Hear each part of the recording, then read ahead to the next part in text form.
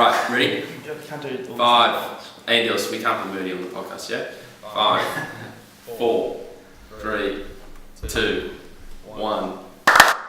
G'day and welcome to The Wrap. I think this could be the 5th edition of The Wrap. We're all super excited, but I think before we start, we should probably have a little quick round the circle chat about what are we trying to do on The Wrap? What is the goal of this?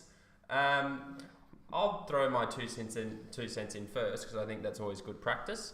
Here on The Wrap, we are, in my estimation, the home of conspiracy theories, alternative facts, alternative news, light takes, and real sports analysis. That's how I would describe us. Is that pretty fair? Hard-hitting analysis. Also real facts. Yeah. I think we do about 50% news, 50% entertainment, 20% sports, and 10% culture. the rest is brains. 15% concentrated power of will. That's right, Andos. Great to have Andos here today. I thought we might do a quick round the table to see how everyone's going. Andos, how'd you go on basketball? You know what? I often get the question from people on the street. I don't really care about the news. Don't really care about Milo. Tommy can go suck eggs, so can Julian. But how did Andos's basketball go? Andos, how'd your basketball go today? Well, we actually had a wonderful win today. We were playing a team that wasn't really amazing. They were okay. They stuck around. We had to take the finger out a little bit and blow them out in the fourth. But look, it was a very good game. I played well. I'm happy about it. Are you going out have a few tinnies with the boys tonight, or what's the plan? I think Few it might Oprah be. tin freeze. Well, A few I Ted think Bruskowskis? I'm just gonna have a quiet one tonight, actually, to get some work done. You know, I'm just focusing, head down, thumbs up. Cool. All right, Andos, that's great. Andos, how you going, Big D? I've been going pretty well. Been working, doing some English coaching, reading a few good books, and I'm hoping to bring a few book reviews to the channel soon. Yeah, 100%. Looking particularly at Righteous Indignation by Andrew Breitbart and Power of One by Peter Thiel, also known as the only Trump supporter in Silicon Valley. That's true. The Thielmeister. Now, did you finish the other Breitbart book you were reading, the cultural Marxism one? That's Righteous Indignation. Okay, right. Okay. Yeah, I did finish it, and hopefully I'll be able to bring you a history of how cultural Marxism came into the West, came into universities, came into Hollywood and the media. So for all of you wondering how we get a lot of this identity politics and where a lot of this madness, some would say, comes from, I'll be bringing that to you in some hard-hitting analysis. Needless to say, some great knee-slapping jokes along the way. We're all looking forward to it, Dukes. I think I can speak on behalf of everyone who's listening. We're all greatly looking forward to it. I did actually listen to an Andrew Breitbart interview the other day with the Hoover Institution. R.I.P. Breitbart. R.I.P. Breitbart, under suspicious circumstances as well. Seth Rich. Shout out to Seth Rich, first of the show. I was listening to an interesting one, and he was talking about the rise of the left in Hollywood and how it occurred. The Hoover Institute is a Stanford-based think tank, and I definitely would recommend anyone who's interested in kind of really factual-based alternative news to go and check out the Hoover Institute. I think Neil Ferguson's in the Hoover Institute. Yeah, Thomas Sowell is there as well. Your favourite, the other one, Thomas Sowell. My favourite, Thomas Sowell. I think the other institute to look out for is the Cato Institute. Yeah. So those are the 2 big boys, the Cato and the Hoover. Can I tell you, if you spend a night there, I reckon you'd come out for the better. All right, so we're gonna run through this because we should be conscious of the time, but every time we say that, we end up going for an hour and a half. So I'm really keen to get Andos has got a massive show worth of news and current affairs, and there's nothing I like more than hearing Andos break down Tristan Thompson. So I don't know if Tristan gets a rap or a gig today, but I'm hoping he does. He doesn't. Takashi does. Oh, your boy 6'9". 6'9". Stick around for Takashi. Stick around for Takashi. So what we might kick it off with is our jumping to conclusions. So this is the segment where we say something. This is in light of, I guess, I'm going to say the first controversial thing on the show is what a lot of boyfriends will say about their girlfriends is that they tend to jump to conclusions without providing a factual basis. So to kick it off, the Carnage House presented with the best legs on the program, Andos is going to give us a quick jump into conclusions. Okay, my conclusion. I appreciate the introduction, you dog. My conclusion is that Legs 11. The English subject should be more like a driving test. If you show enough competence, you should pass it and don't have to do it for your HSC. And then It was like Diagon Alley, you know, that scene in Harry Potter. Do you want to repeat that just Okay. with more clarity? English, the subject at school, Yes. which we all know is compulsory, should be more like a driving test. Yep. So like a competency test, and Yep. literature should be a voluntary subject. I think that's interesting. I think that is a runner. That's a good idea. That's you've got a foot in the door there. I think that's a good chance. Dukes, what's yours? By the way, we should caveat everything Dukes is about to say by the fact that for the last 3 weeks he has been appalling with his conclusions. And what Dougal tends to do is to say something that's not even close to controversial and then rip on everyone else's conclusion. So I'm looking forward to this.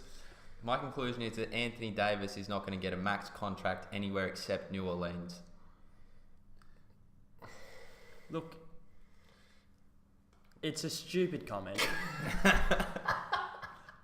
Let's just firstly address that. The question is, our whole thing the past couple of weeks has been on free speech and giving a platform to idiots. So, look, you might have a shot there. That's a bit mean, Andy. You are the most disrespectful NBA analyst. Okay, all right. So we got to wrap this up. And What's yours? Sure. I would say that mine is that there's often a lot of chat about who's going to be the next James Bond. I've got a candidate. Should be Alex Jones. You think you're pretty funny, don't you? I You think you're pretty be funny. Alex Jones. Does this mic work? Tough crowd. Who we? Look, yeah. What do you think, Deuce? What do you think? I think I've got the best conclusion. You don't have the best conclusion. You got the least controversial. What, do you really Yet think again. it's least controversial? It's the least controversial because you have no legs to stand on. I think I absolutely do. I got the stats in front of me, and I'm prepared to defend it. And I think I'll make a convincing case. Okay, Okay, all right. Look, we'll give it to you then, mate. I'll give it to him. That's a typical Dougal conclusion, but he gets a run. He'll get a run. Thinking he's taking some hot take, which is just stupidity. What do you mean? Nobody wants to do English as a compulsory subject. So, But changing it to a competency Andy, test. I digress. You should. I Alright, You digress. should do We're that going to more get on often. to, so on the wrap, what we'd like to do is a domestic story, an international story, and then, of course, a splattering, as I like to say, of everyone's favourite segment, Beta Male of the Week. And we should also make a mention of the fact that Beta Male is not exclusively male anymore, and I'm actually almost tempted to expand that even further and give it to institutions. So, Institutional identification, I think we can call it. institutional identities. I don't think Institutional there's... fluidity. Well, that's fair. In fairness, if gender has no biological constraints, then you would assume that it could take some kind of institutional form. It could. There's no real logical reason why it couldn't. Throw it to the viewers, see what they think about that. Could you identify as the ABC if you wanted? I mean, Or the ASX? my funniest Could I identifying identify as as George Soros and get his bank account details? identify as an Apache helicopter. That's the classic one. It's a cliche. That's a cliche, that's been overused. That's why I said it was classic. Okay, but we're going to kick it off with... Idiot. We're going to kick it off with the domestic story, and I mean, a lot of people might think all you guys talk about is free speech, but I think other people should, I guess, identify the irony in that statement as well. I think before we get into the meat and veggies of this, the meat and potatoes of this issue, we should preface the free speech issue with showing our t-shirts. That's correct. Alex, Andy didn't quite make it to the Free Julian Assange rally. I know our best supporters will have, checked out our vlog on YouTube. It was actually a great vlog. It's a edited mixture and of brought to you by content Alex. and clarity. And one of the reasons it was so interesting is that we would find ourselves naturally leaning towards, at least Alex and I probably, towards a classical liberal political perspective, which means kind of a small government, free speech, kind of government gets out of your way, kind of out of the boardroom, out of the bedroom kind of type of scenario. But what we found is that the only people sticking up for out of the bedroom, out of the boardroom in relation to Julian Assange was the Socialist Equality Party. The SEP.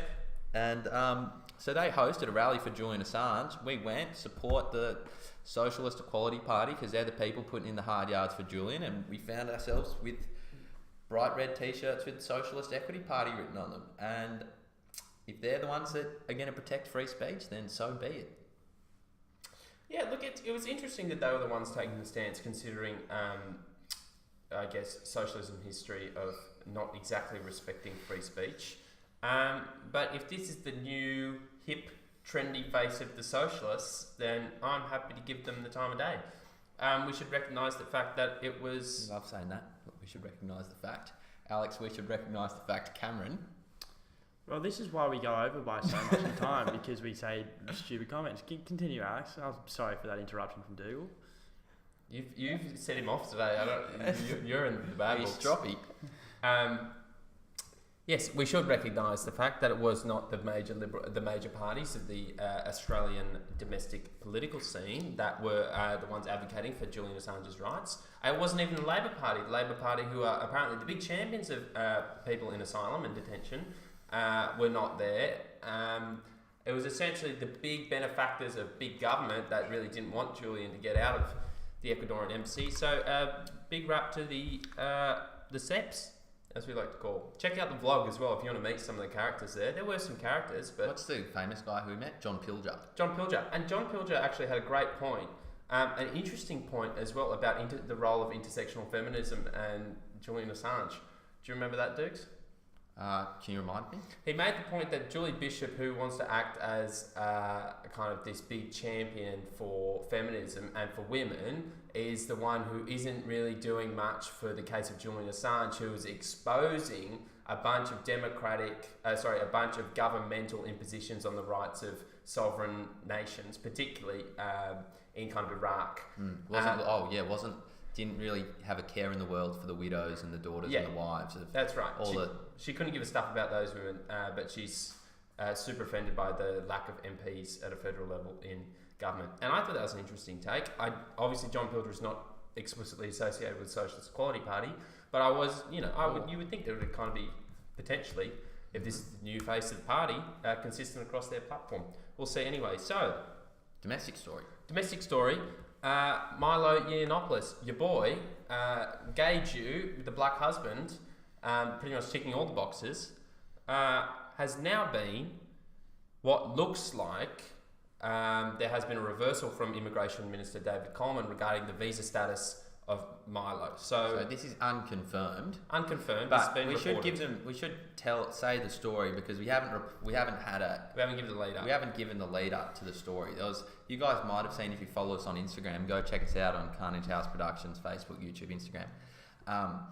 We did an Instagram story where I broke down a little bit of what had happened. So you might have seen us talk a little bit about the Milo situation there. But for those of you who didn't, Milo Yianopolous is a British political commentator, really rose to fame, I'd say 2015, probably 2015, maybe 2014, 2016. His rise coincided with the rise of, I guess, hyper-PC culture, particularly on campus. Sure. As well as skyrocketing when he was backing the Donald, especially as a gay Jew. Goes for Trump. Sure, and so Milo is naturally controversial, but this is... you need to understand this to understand Milo. Milo only exists because of the culture and the context that surrounds him. So Milo wouldn't be effective, wouldn't be famous, wouldn't be looked up to, wouldn't be listened to if the points he made didn't spark such outrage by a group of people in the media, in Hollywood, blah, blah, blah. The only reason Milo is famous is not actually because of his content, it's actually because of the reaction to his content. Which is in itself a proof of his original content. So that might sound confusing, but what I mean is that when Milo comes and says, hey, there is no wage gap, for instance, instead of the feminists coming at Milo and saying, you're a male and you just have this perspective because you're a male and pulling out these intersectional identity cards, what Milo was able to realise was that his gayness trumps the woman's femaleness in this intersectional oppression Olympics identity hierarchy.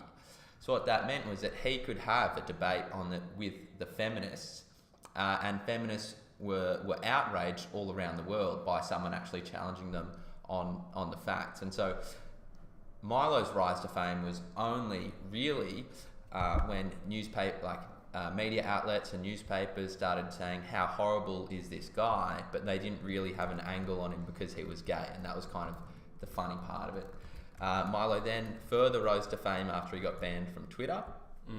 He first of all he had his blue check mark removed, then got banned from Twitter, and he previously, probably 1 or 2 years ago, did an Australian tour, very successful, attracted some protesters, and then in the most recent week, Milo's planned second Australian tour was cancelled because, as far as we're aware, was cancelled because Milo's visa application was rejected by the Australian government on the grounds of character. Now, Alex is saying he's seen on Twitter, I haven't seen it published officially yet. There's whispers that the Immigration Minister, David Coleman, who we gave a beta mail of the ward nomination to a week or two ago, was going to step in personally and grant the visa. We don't know if that's 100% true. It's kind of, the story's developing as we're recording the podcast. But we're hoping and praying that that's what happens. The first thing I'd say is that whilst I agree almost entirely with your characterisation of Milo's rise to prominence, I would also say that whilst it was largely the context that did catapult him to such stratospheric heights, the other essential ingredient was, yes, he was flamboyant, and yes, he was also a provocateur, but he was also extraordinarily articulate. He is, I have seen few people been able to deliver a point with a mixture of that kind of flamboyance, but also factual accuracy and logical coherence as Milo. Milo is extraordinarily good at articulating a point. And it's kind of, you have this weird kind of juxtaposition where it's like, he will turn up in almost like a drag outfit and then just absolutely rip through in the most articulate, pristine British accents the gender pay gap or police violence. But you're exactly right, Dukes. David Coleman, the reports from Sky News and The Australian are suggesting that David Coleman, Australia's Immigration Minister, may step in personally to grant Milo Yianopolous a visa. Now, so there has been considerable slapback from a bunch of Conservatives, particularly those Corey Bernardi and Pauline Hanson have both been on the record saying that it's an absolute disgrace that it was even considered to be rejected in the first place. Sky News hosts. Sky News. Bolt and I think Rowan Dean and co. Bolt and Dean had a say. Now, if David Coleman was absolutely on top of the list for another beta male nomination up until these reports came out. Up until about an hour ago. Up until about a couple of hours ago. But an important fact in this case is that Milo allegedly, well, he owes a $50,000 bill to Victorian police after riots occurred during his 2017 speaking tour. And so he is liable to the damages that protesters were causing, or? Yeah. So, well, it's the police bill for security. Basically, that's what it's for. It's $50,000 to get the coppers out because these Antifa thugs turn up in masks and all the gear with rocks and knives and stuff, and Milo is the bike one locks, and Milo is the one who has to pay the bill. Doesn't really make sense, but that's Victoria, the Socialist Republic of Victoria, as we might refer to them. So it's a nice tactic for Antifa and the left. Yeah. If you can generate enough belief that there's going to be significant violence, it'll just make the speaking tour that much more expensive and harder to do. So it's almost an incentive to be violent. Oh, but it's not only that. It's the more violent you get, the less likely they're gonna be able to come and speak. Yeah. And so the fundamental question we have to ask if we're going to look at this properly is, well, who is responsible for the actions of those around them? Is it the person who's actually talking and is not actually directly inciting those people to violence, or is it the person who's organising those people in advance to turn up with rocks and knives to a protest to pretty much have a big fat crack at a conservative gay guy? And I reckon that's probably Antifa in this case. And the Australian government, the Victorian state government, if they had any cojones at all, would actually recognise that. But of course, what is truth in postmodernist Victoria? Need a few strong people to stand up. There's a few Victorian males whose balls They need to do have a rolled down the hill. Well, they need to do a few chin-ups down there, I think. That's so. And take some super male vitality. Take Get some BDE. Get some BDE. But this obviously this speaks to a more broad debate going on, which is whether or not hate speech should be grounds on which you can accept or deny someone's visa. And we've covered this prior. But Milo said that there was an Islamic hate preacher who came on, had no dramas getting a visa. Sure, they come on, talk about like 9/11 didn't happen, all this stuff. Milo comes on and says The wage gap doesn't the exist. wage gap's not real, and then all hell breaks loose. All hell breaks loose. Even if you don't agree with Milo, I think this is our point. Even if you don't agree with Milo, you have to understand that it may be someone you do agree with next time. Basically, Yeah, in the same way we defended David Icke a week or two ago, The the lizard reptilian lizard man, the Holocaust denier. Just let them all in. Now, the question of will we let absolutely everyone in? Let's say an ISIS recruiter came in to Australia. Would we be happy to let him in? Let's say he was doing a mosque tour. I would probably say no. Why? If there were, if the outcome is a direct incitement to violence and they have a previous record of a direct incitement to violence, I would say no. Okay. What do you do? What do you think? Don't know. I suppose incitement to violence is... That's the only caveat to free speech, right? That's what John Stuart Mill said. If it's a direct incitement to violence. And I think you can't yell fire in a crowded movie theatre, right? Yeah. So there are a few limits on free speech. When it's... And like you can take it to its maximal possible extent, but there are limits to free speech in kind of the same way that there are limits to your actions. You can do pretty much, I think there's the extent to which is different, but like, you can, as long as you don't endanger someone else's safety, I think.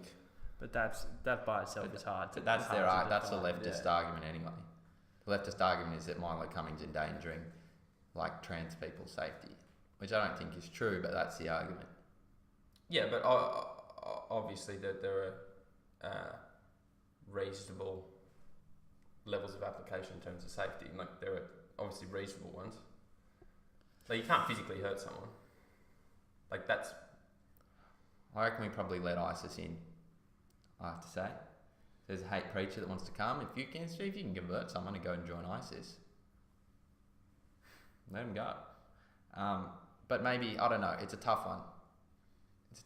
I'd take that back. Actually, I'm not sure. It's one we have to work out. I think. So obviously, it's like it's hypocritical of us to say we're pro free speech, but then someone we don't like can't come in. Yeah, but when you understand that the basis of the ISIS ideology is literally a direct incitement to violence, that is what their ideology is, then I would say yes, that's the limit. So we wouldn't have like neo-Nazis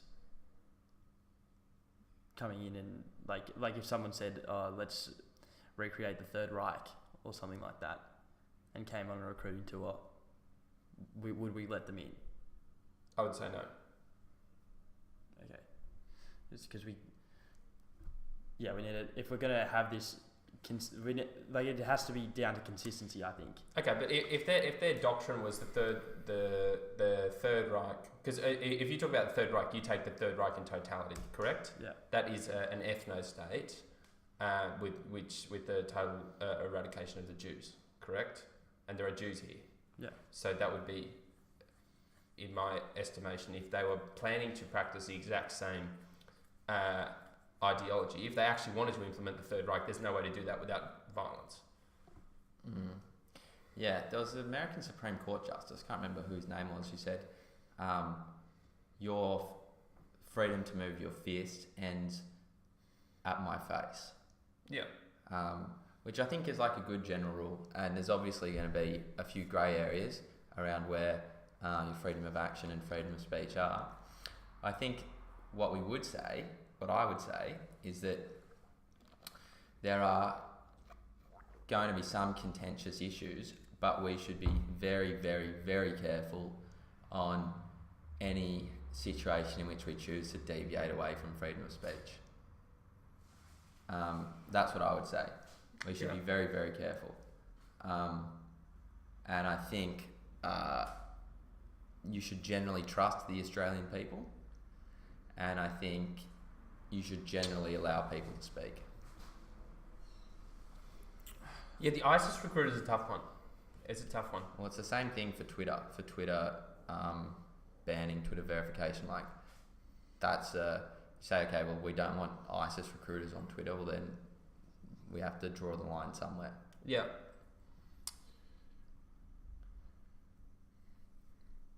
Like, I think it also the devil is in the detail. The devil is in the detail with these things. I think because obviously that there's no way to really know what they're going to say until they're here, right? And it's difficult to say, well, they're going to directly incite violence without them being here and seeing it actually happen.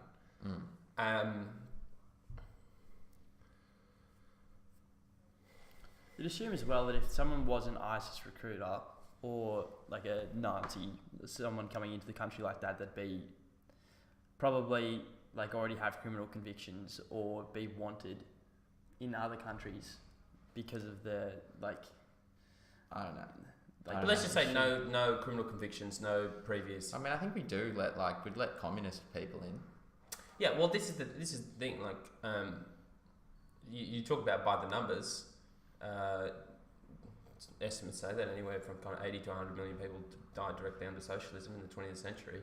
We say, well, is that any more extreme if you go purely by the numbers than someone who was a fascist in Germany in the 1930s, early 1940s? It'd be difficult to argue that. Yeah. So I think that's a question that we should have a think about and get back to in the next podcast, maybe after I've had a bit more of a deep think about it. I think we should come up with some type of cohesive way to think about free speech. But I think if we were just to look at it, if you look at the battleground on which free speech is fought today, we would say that there's almost no case where censorship should be applied. But if we were to move the goalposts further along the line towards more egregious speech, then we might have more of an issue. So I think that's one to think about. If we want to make principled judgments, we should understand where our principle starts and where it ends. I agree. But I think that we make the case with Milo and with David Icke, so far as they're not inciting anyone to violence, they should be let in. I would say that along in terms of the scale, these are no-brainers. These are non-contestable issues, non-contestable judgments.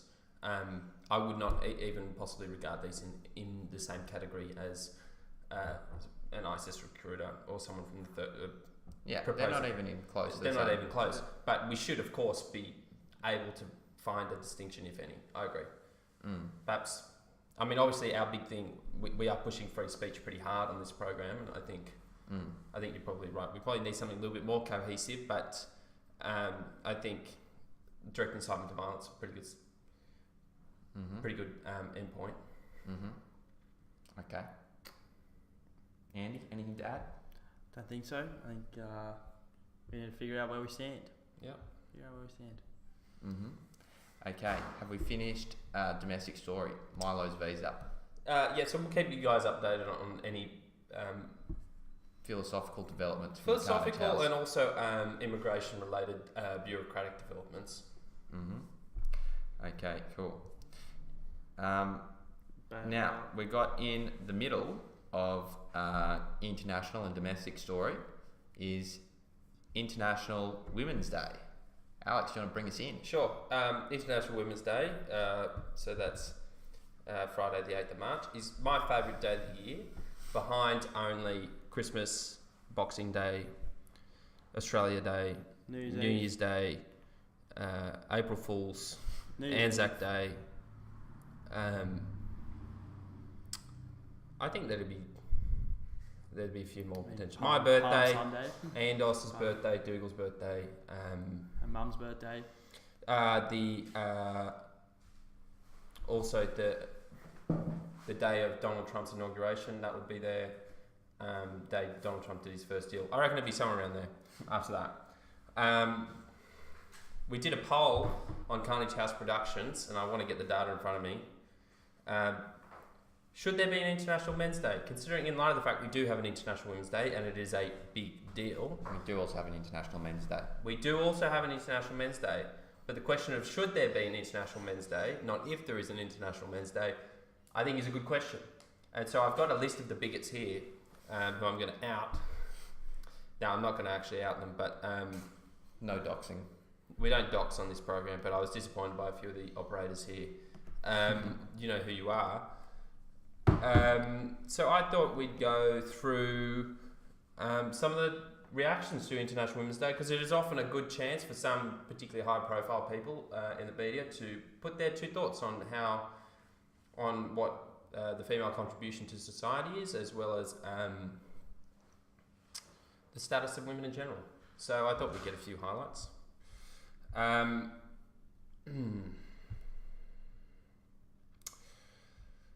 Gillian Triggs, of course, Gillian the Reptilian, a previous beta male nominee, said, "This International Women's Day 2019, I'm reflecting on how much farther we still have to go.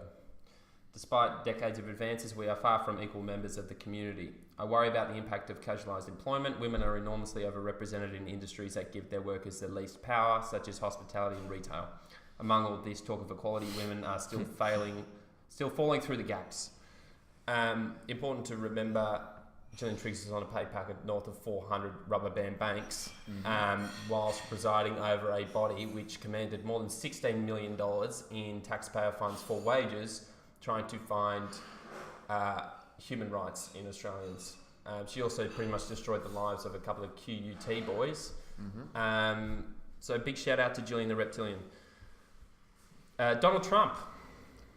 Hold on, can we just say do you have a quick reaction to what Gillian was saying? Yeah. First of all, Gillian. There's too much there. Gillian, the reason why women are more in casual employment and more in hospitality and retail is because that's where they choose to be. They chose to be there, okay? Now, what you find, and this is the thing, it's like this data has been out there for such a long time. It's pretty frustrating. It's frustrating that you don't damn read it, okay? Now, it's not. If you're they wondering, do read it, they ignore it. If you're wondering why women are more into retail and hospitality, there's a simple answer to that question, and that's because they like it more. They like it more. If you go to India and see what the professional differences in men and women, guess what? There's hardly any. They're all in IT because that's where the jobs are. It doesn't matter whether you like it or not. The only jobs available are in IT. Now, if you go to Scandinavia, where you can basically do anything you want and there are minimal social differences, that's where you find the maximum, the largest disparity in occupations by gender. So you have the most women in nursing jobs and primary school teaching, and the most men in STEM subjects. And guess what? When you minimise the social forces, the only force left from which people choose is biological forces.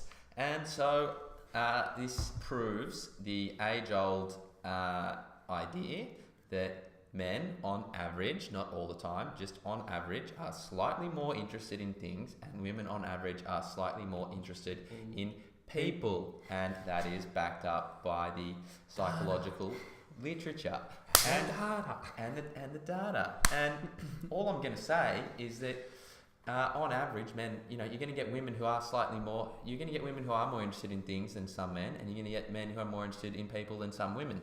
But if you understand that men on average are more likely interested in things, and then you take that to the extreme, take it to the extreme end of the spectrum, like people who are super duper duper interested in things, like engineers, like scientists, like mathematicians, guess what? It's almost all men there because they're on the extreme. And then when you look at women who are super interested in people, like that's why all the primary school teachers and nurses in Scandinavian countries are women. Well, it's basic statistics when you talk about bell curves and distributions, but it's fairly apparent that Gillian Triggs has no interest in statistics or distributions or data. Do you want to know why women are in casual employment? They love going out for brunch on a Thursday with the gals. They love going and eating acai bowls and avocado on toast. They want to go to their kids' piano recital. They don't want to go in the office writing data reports till 12 p.m. in the printing room and eating M&Ms with the boys. That's not what they want to do. They want to be able to have this. They want to do meditation in the morning. They want to go for a swim in Bondi Beach. Like the women who are naturally driven to be super work focused.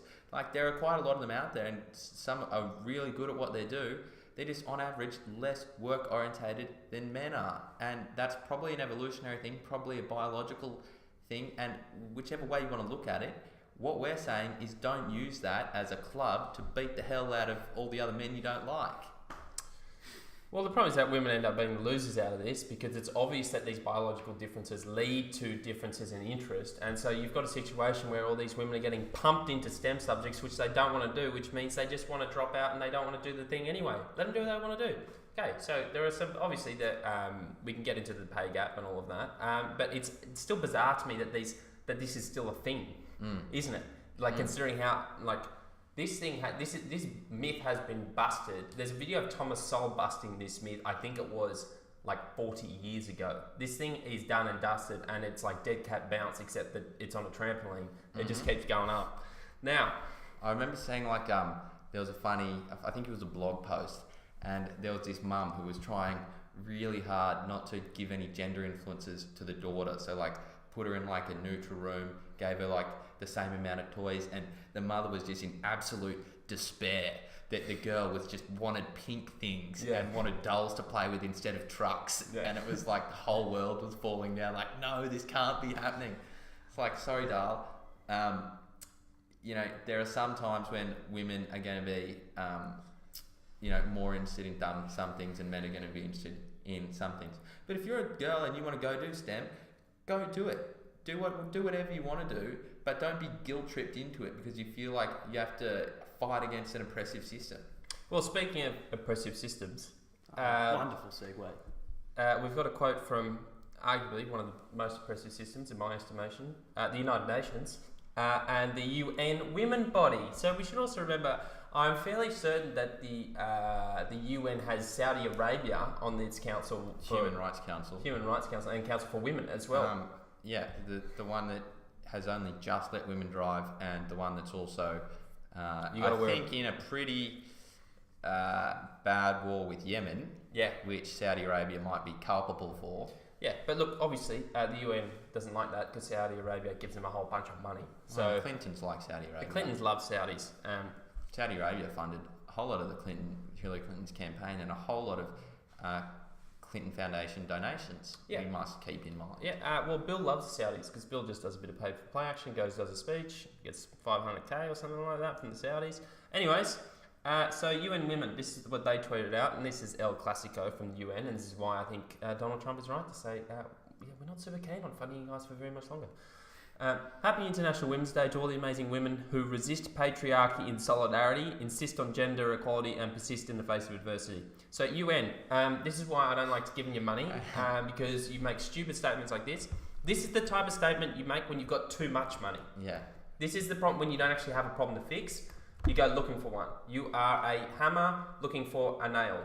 And you're just going to smack any bloke that comes through. Yeah, and it's funny how all they talk about is the patriarchy. They never talk about the patriarchies in the Middle East because that would be offensive and Islamophobic. Yeah. They talk about the patriarchies in all the countries where women are doing the best, in the countries where women are the majority of university students. Yeah, you wouldn't want to do a time lapse of Iran from 1960 and 1970 to now because, you might be pretty horrified by the result. Yeah, it's the classic ivory tower academic who can only come up with this type of stuff when they look at their belly button all day and doing intellectual gymnastics to come to this sort of conclusion about the West. Yeah, so big shout out to UN Women for that tweet. Emma Watson. Emma Watson, another person who's been held back by the patriarchy, was making millions upon millions of dollars for movies, kids movies, written by a woman, where she was one of the lead characters. Yeah, she made bank. Yeah, it must be real tough doing that. Wearing designer gear to all these UN events. She's cute though. Yeah, she's attractive. Very cute. First Isn't it- celebrity crush, I think, was one of mine. I Maybe it was thought it was- Hannah Montana then. I thought it was Daniel Radcliffe. Didn't you get a signed poster from Daniel Radcliffe? Best Yeah. wishes. Daniel Radcliffe. Okay, It's like cool. a fragrance. And it's it's not a Carnage House production without a mention of the ABC. So, ABC Chief Economics Correspondent. I don't know how much economics is actually going to be in this tweet, but I reckon there's going to be some pseudoscience. Emma Alberici. Quote, Australia has slipped from 15th to 39th of 149 countries in 4 measures of gender equality. We are number 1 in female educational achievement, but in labour force participation, advancement and pay gap, we're at 46th. So the fact that you're still mentioning the pay gap suggests to me that you know nothing about economics. Not only this, you're at number 1 in educational achievement, but in labour force participation. All that says to me is that, yeah, you guys go to uni, the girls go to uni, and they finish school, and women are actually graduating more than men, at about 55 to 45. But then natural forces take over after that. Mm-hmm. Yeah, it's like, why are we having a competition about women in the workforce? It's like women can go into the workforce if they want to. It's not a competition who can get the most women in the workforce, because you know what? Some families find it better in a mutual agreement for the woman to stay home or the woman to get casual employment. Some families find it better for men to stay home. But you know what? After the woman takes, usually takes takes leadership for the child's kind of first 1 or 2 years of development, the woman often feels like she might want to stay home. And that's not an issue. That doesn't mean she's helping. She's contributing to women, to Australian women losing the international women's competition. Yeah. It's just a social arrangement that works. Yeah. Pretty funny. Not surprising that the ABC is pushing not economics, but what is essentially leftist propaganda yet again. I don't mind if you're going to push this stuff, but can we please have some kind of balance? Or at least don't make us pay for it. That's a better point. So we should finish up with the Don Star. DT, the big man. Real estate developer from New York. Tweeted, women's unemployment rate is down to 3.6%, was 7.9% in January 2011. Things are looking good. On International Women's Day, we honour women worldwide for their vital role in shaping and strengthening our communities, families, governments and businesses. Good work, Dunstar. Good work. That's a good nice, comment. clean tweet. And a bit of facts, a bit of commentary. Now, interesting, the Women's March was a worldwide protest on January 21st, 2017, the day after the inauguration of Donald Trump. So you've got a guy who's... I think he's got more females in his... more female aides and more female members in his team than any previous president. I think it was besides like JFK. And he's also got... I think you had the UN ambassador was a woman. I think the new CIA director is a woman. He loves the point. The next Supreme Court justice looks like it's going to be a woman. Again, if he's a misogynist, he's not a very good one. Do you know what was hilarious was when Obama came out and talked about the wage gap, saying that it was unacceptable to have like a 17 cents wage gap. There was an audit of the White House salaries, and they found that the wage gap in the White House was significantly more than the national average. It was like 20-something cents. And they asked Obama why it was, and he's like, oh, no, we don't discriminate here. It's like, women are just doing different jobs, and women work a few less hours, and it's like doing all the talking points of all the people who deny the wage gap in the first place. And everyone's like... They're like, Obama's PR advisor's like... having his Charles Xavier moment. Yeah. Look, it's a total no-brainer. I can't believe we're still talking about this, but this is when you talk about like why you got to be skeptical of government. This thing has been squashed for like 40 years, and government officials are still coming out and talking this absolute garbage every argument. day. Is it the same people who talk about the wage gap are the same people that rag on businesses for being like greedy corporate money bags? But we understand that if there was a 17 cents wage gap, Any business guy with any sense would fire all the males and hire only women. So you can't be a greedy corporate moneybags and also a misogynist who doesn't hire women at the same time, or hires women and pays them less than what they pay a man. Those two things can't be held at the same time. Yeah, just a quick one. Men working full time were 2.3 times more likely than women to work 60 plus hour weeks. 5.8% of men work 60 hours per week or more in 2017 compared to only 2.5% of women who work those hours. So yeah, and this don't let statistics get in the way of a good soundbite. Yeah, this reminds me of the Senate video that came up on YouTube the other day of David Leinhelm. Yeah. And the girls from the Women's Commission came out and said, we've got this terrible wage gap in Australia. And David Leinhelm says, so I understand that there's statistics that are saying that men work much longer hours than women. Is that factored into your statistics? Like, oh no, we just do annual pay. Yeah. So then he says, well, if men are working 12-hour days and women are working 8-hour days, don't you think that should affect their pay? And the women's people go, well, we just don't think it's right that you assume 12 hours at the desk is more productive or more valuable of pay than 8 hours at the desk. Yeah. It's ridiculous. You know that actually one of these bodies, with like the gender equality bodies or whoever, came up to David Leinhelm, because obviously these are all taxpayer funded operations, and this is the type of claptrap you get when they are taxpayer funded, because you don't actually have to produce anything. It's like you get your money as a handout. And David Leinhelm says, so we actually have data on your salaries at your commission, and we understand that it was like the commission for the studies into gender inequality, and because they came out with it, and he goes, so can you explain to me, if you guys aren't able to pay men and women the same, if there is a gender pay gap at your place, at your business, how on earth do you expect everyone else to do it? Yeah. I know. Well, obviously we're working on it, and it's just something that we're aiming towards. Anyways, it's a racket. The whole thing's a racket. Okay. Next story, Dory. Should we just touch on our boy? Touch on him. We have to do it. We have to. I feel obligated. I feel a little bit sorry for him. Jussie Smollett. Jussie. Smollett. Beta Male of the Universe award winner, has been indicted on Such a beta. such a beta. 16 counts of Class 4 felony charges related to staging an attack. Duke's mentioned it before. Jussie Smollett is a racist, first and foremost, because you also have to remember, for whatever reason, he tried to stitch up two white guys for hanging a noose around him and pouring bleach on him, and he obviously couldn't find two white guys, so he had to find two black guys to do the job on him. So you know what? This is MAGA country. This is MAGA country. Nobody watches Empire, particularly not Trump supporters. And no Trump supporters, white guys, walk around with MAGA hats on at 12 a.m. in Chicago when it is pretty much a war zone there. And I guarantee you, the first two people who get shot up in Chicago walking around yelling, it's MAGA country, two white guys. It's Chirac. It's Chirac. So Jussie Smollett, you guys should all look it up. If you want to talk about why race relations might not be going so well, and that's a pretty good example. I think Jussie could have been made a lot better story. I think he did himself a disservice for doing such a bad story. Well, the problem is that they have to turn these white people into such Machiavellian,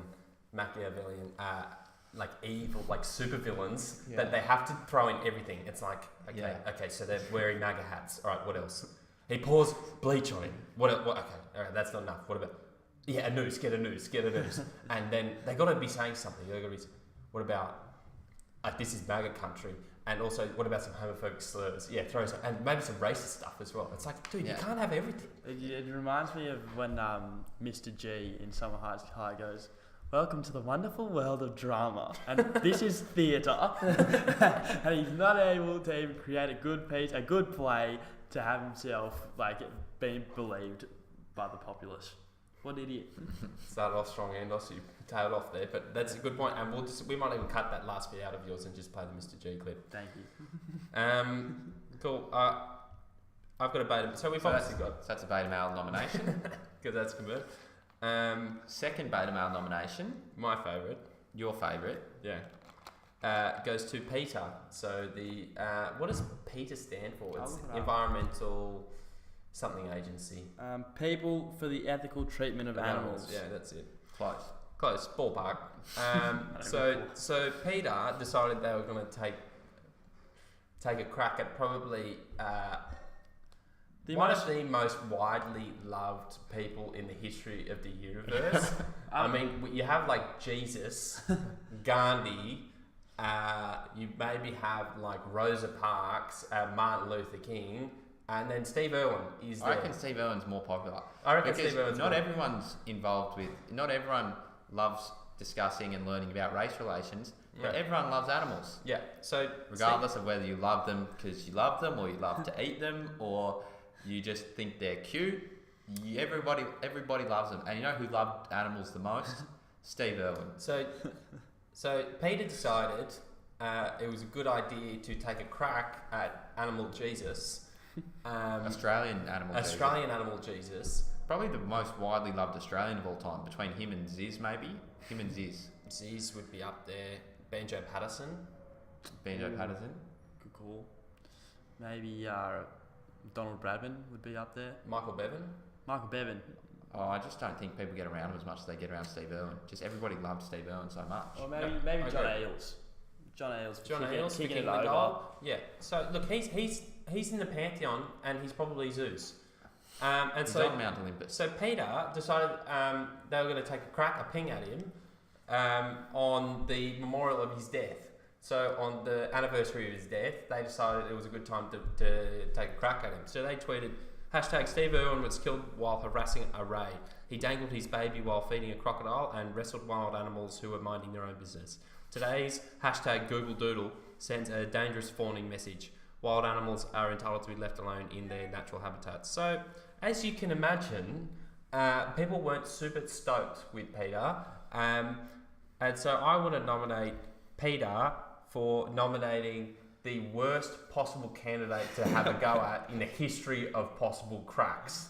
This is Steve Irwin. If Steve Irwin could be the Prime Minister, he should be. He should really be on the $100 bill. Steve He Irwin. should be on the avocado. Steve Irwin could be the Prime Minister of Pakistan if he wanted to be. That's how popular he is. And Peter deserves everything they got coming to him, so that's my nomination for Beta Mum. You know what? I watched a Steve Irwin tribute the other night, and it made me almost tear up. I was on the verge of tearing up. Oh yeah, you get to tear up when you watch the remembrance stories on YouTube. And then it's just like he was asked like what's his goal in conservation. He goes, my job is complete when I'm able to pass the torch on to my kids, and they are the new Steve Irwin, and they are like, and at that point my job is done and I'll be so happy. And it's just, how can you hate this guy? How can you have a crack at him, especially when he's just like on the anniversary of his death? Peter, you can go kick Can on. I tell you, and even if the guy did wrestle with the crocodile, I guarantee you the crocodile was having fun. If there was one bloke who would know how to have a good time with a crocodile and like have a bit of like wrestling properly, it would be Steve Irwin. Yeah. So I have another nomination for Beta Male of the Week. I don't know if Who is it? Osman Faruqi. So Who is he? well, Osman. I'll give him. I'll look him up. Okay, while you guys are doing that, I'm going to take another international story. Yep, go. This is the Tommy Robinson update.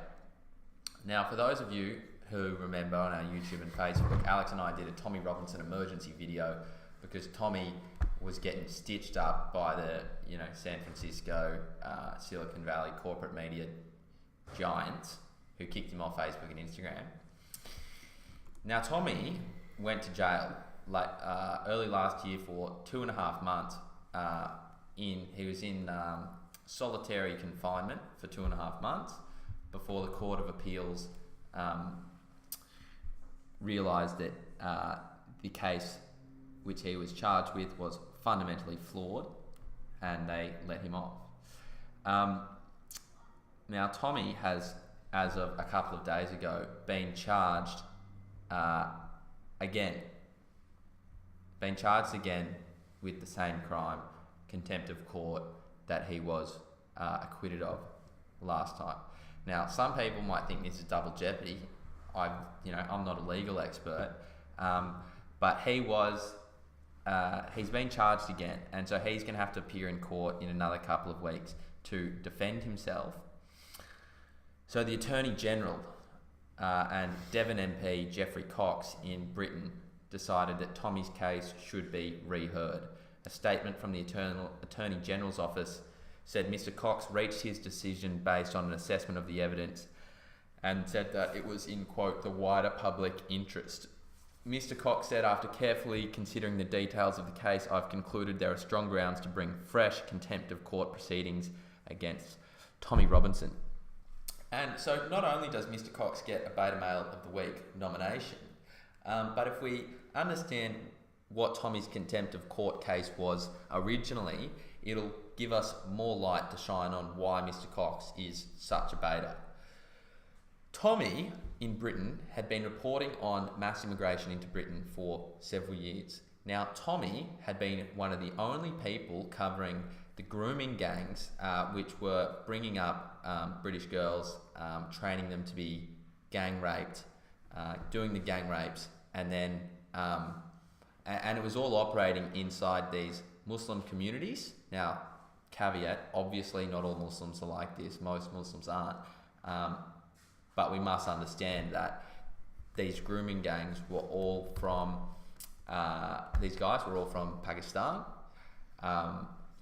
It was encouraged through the text of the Quran.